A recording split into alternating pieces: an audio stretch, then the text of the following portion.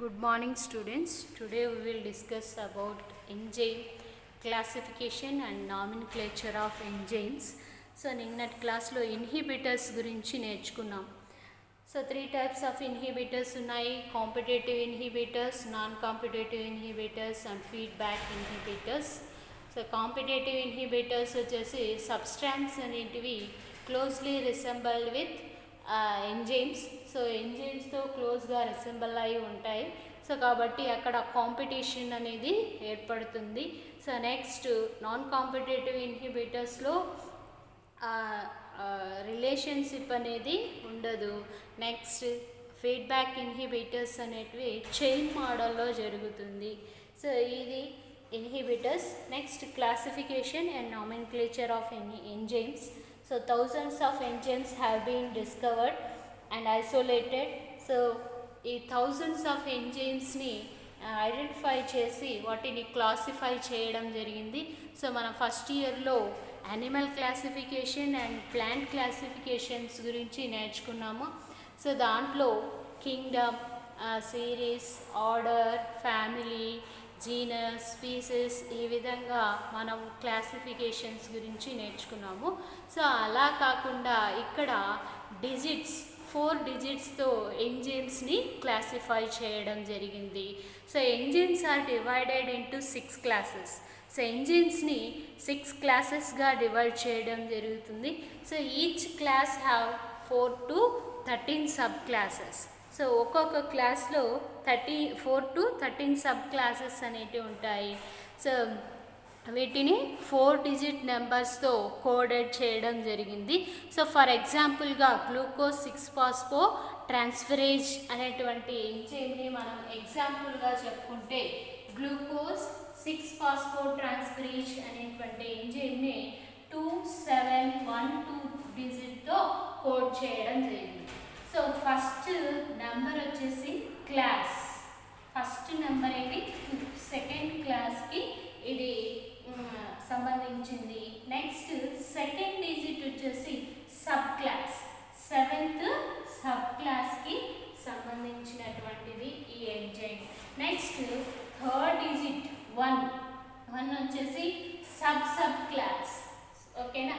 Next last digit వచ్చేసి serial number. So ఎంజైమ్స్కి serial numbers అనేటివి ఇవ్వడం జరుగుతుంది. ఆ సీరియల్ నెంబరే ఏదంటే లాస్ట్ డిజిట్. సో ఈ విధంగా 4 డిజిట్స్తో కోడ్ చేసి దాని యొక్క క్లాసిఫికేషన్ అనేది చెప్పవచ్చు. సో దీంట్లో ఫర్ ఎగ్జాంపుల్గా oxido reductase and transferase, hydrolase, lyase and isomerase, ligase అనేటువంటి ఎంజైమ్స్ ఉన్నాయి. సో వీటి గురించి డీటెయిల్గా మీరు హయ్యర్ క్లాసెస్లో నేర్చుకుంటారు. సో మనకి అంత ఇంపార్టెంట్ ఏం లేదు. ఇక్కడ ఈ ఎంజైమ్ క్లాసిఫికేషన్ అనేది 2 మార్క్స్ క్వశ్చన్లో అడుగుతారు. సో అది 2 మార్క్స్ క్వశ్చన్లో అడుగుతారు. Very very important. So next one వచ్చేసి ఆ క్వశ్చన్ ఏంటంటే what do the 4 digits of the enzyme code indicates. So ఆ 4 డిజిట్స్ వేటిని ఇండికేట్ చేస్తాయి అనేటువంటిది మీరు రాయాలి. ఫర్ ఎగ్జాంపుల్గా ఇక్కడ చెప్పాను కదా, గ్లూకోజ్ 6-ఫాస్ఫో ట్రాన్స్ఫరేజ్ అనేటువంటి ఎంజైమ్ని 4 డిజిట్స్తో కోడ్ చేయడం జరిగింది, 2712. సో ఫస్ట్ డిజిట్ ఏంటి, సెకండ్ డిజిట్ ఏంటి, third digit and last digit గురించి చెప్పుకున్నాం. సో నెక్స్ట్ టాపిక్ వచ్చేసి కోఫాక్టర్స్. సో కోఫాక్టర్స్లో ఇప్పుడు ఎంజైమ్స్లో మనకు ఎంజైమ్లో ప్రోటీన్ పార్ట్ ఉంటుంది అండ్ నాన్ ప్రోటీన్ పార్ట్ కూడా ఉంటుంది.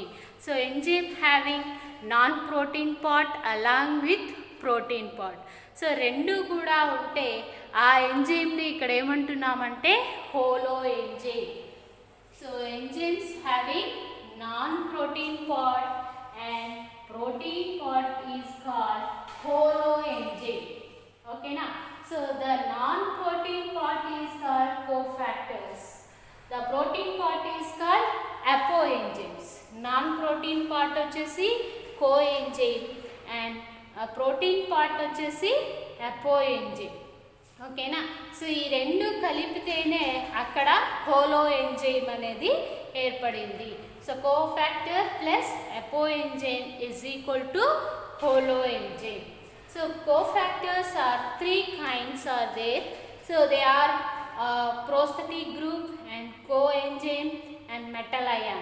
So first one వచ్చేసి prosthetic group of cofactors. So prosthetic group of cofactors లో వచ్చేసి organic, there are organic compounds and they are tightly bound with apoenzyme. So ఈ prosthetic group of cofactors అనేటివి అపోఎంజైమ్తో టైట్గా bind అయి ఉంటాయి. సో ఆ విధంగా బైండ్ అయి ఉండి సో విచ్ ఆర్ ఫర్ ఎగ్జాంపుల్గా చెప్పాలంటే in peroxidase and catalase with catalase అంటే పెరాక్సిడేజ్ అండ్ కెటలేజ్ అనేటువంటి ఎంజైమ్స్ దేన్ని బ్రోకెన్ డౌన్ ఆఫ్ హైడ్రోజన్ పెరాక్సైడ్ని కెటలైజ్ చేసి బ్రేక్ చేసి వాటర్ అండ్ ఆక్సిజన్గా ఇక్కడ రిలీజ్ చేయడం జరిగింది. సో ఈ పెరాక్సిడేజ్ అండ్ కెటలేజ్ అనేటువంటి ఎంజైమ్లో హీమ్ అనేటువంటి పదార్థం ఉంటుంది. So haem is the prosthetic group. So haem అనేటువంటిది prosthetic group and it is the active part of enzyme. So ఈ హీమే active part of the enzyme అని చెప్పవచ్చు. ఓకేనా, అర్థమైందా? Prosthetic group of cofactors. So there are organic cofactors. They are tightly bound with apoenzyme. So అపోఎంజైమ్తో టైట్గా bind అయి ఉంటాయి. ఫర్ ఎగ్జాంపుల్గా చెప్పాలంటే ఇక్కడ పెరాక్సిడేజ్ అండ్ కెటలేజ్ అనేటువంటి ఎంజైమ్స్ దేన్ని కెటలైజ్ చేస్తాయంటే బ్రోకెన్ డౌన్ ఆఫ్ హైడ్రోజన్ పెరాక్సైడ్ని బ్రేక్ చేసి వాటర్ అండ్ ఆక్సిజన్ని రిలీజ్ చేస్తాయి. ఆ రిలీజ్ చేసేటువంటి దాంట్లోనే దాంట్లోనే హీమ్ అనేటువంటి పదార్థం ఉంటుంది. ఆ హీమ్నే ఇక్కడ ప్రోస్థెటిక్ గ్రూప్ అని అంటారు. So prosthetic group and it is the active part of the enzyme. ఆ హీమే ఇక్కడ యాక్టివ్ పార్ట్ ఆఫ్ ది ఎంజైమ్గా చెప్పవచ్చు. నెక్స్ట్ సెకండ్ వన్ వచ్చేసి coenzyme. So coenzymes are also organic molecules which are loosely associated with the apoenzyme. So దీనికి opposite prosthetic groups వచ్చేసి tightly bound with apoenzyme and coenzymes వచ్చేసి loosely associated with apoenzyme. So అపోఎంజైమ్తో ఇవి లూజ్గా associate అయి ఉంటాయి with the apoenzyme. These coenzymes are derived from water soluble vitamins. So వీటిని ఏం చెప్పొచ్చు అంటే వాటర్ సాల్యుబుల్ విటమిన్స్గా చెప్పొచ్చు.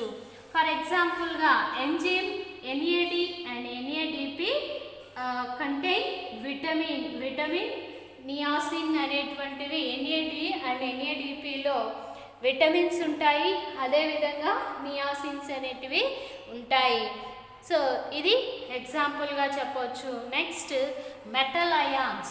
So mostly enzymes require metal ions for their activity which form coordinate bonds. So బాండ్స్ని కోఆర్డినేట్ చేయడానికి so with side chains at the active sites. So ఈ side chains అనేది ఇప్పుడు ఇది ఎంజైమ్ ఇలా చైన్ మోడల్లో ఉంటుంది అనేసి చెప్పుకున్నాం కదా. సో యాక్టివ్ సైట్కి ఇంకో యాక్టివ్ సైట్కి సైడ్ చైన్స్ అనేటివి బాండ్స్ అనేటివి ఏర్పడి ఉండాలి. సో ఆ విధంగా కోఆర్డినేట్ బాండ్స్ అనేటివి ఏర్పడడానికి సమ్ మెటల్ అయాన్స్ అనేటివి హెల్ప్ అవుతున్నాయి. సో ఆ మెటల్ అయాన్సే ఇక్కడ కో ఫ్యాక్టర్స్గా చెప్పవచ్చు. ఫర్ ఎగ్జాంపుల్గా zinc is a cofactor for the proteolytic enzyme carboxypeptidase. So ఈ కార్బాక్సిపెప్టిడేజ్ అనేటువంటి ఎంజైమ్కు ఇది ప్రోటియోలైటిక్ ఎంజైమ్గా హెల్ప్ అవుతుంది. ఏ ఏ ఏ అయాన్ అంటే జింక్ అయాన్. ఓకేనా, అర్థమైందా? ఇది 4 marks question, very very very important. So holo enzyme and protein part is called, non-protein part is called cofactor, protein part is called apoenzyme. So apoenzyme cofactors are 3 types: prosthetic group and non-cofactors and metal ions. Prosthetic groups are organic compounds. They are tightly bound at the apoenzyme to the apoenzyme, and coenzymes are loosely associated with apoenzyme. These are also organic compounds, organic molecules. So they are water soluble vitamins గా కూడా వీటిని కోఎంజైమ్స్ని చెప్పవచ్చు. So next metal ions వచ్చేసి coordinated bonds అనేటివి ఏర్పరుస్తాయి.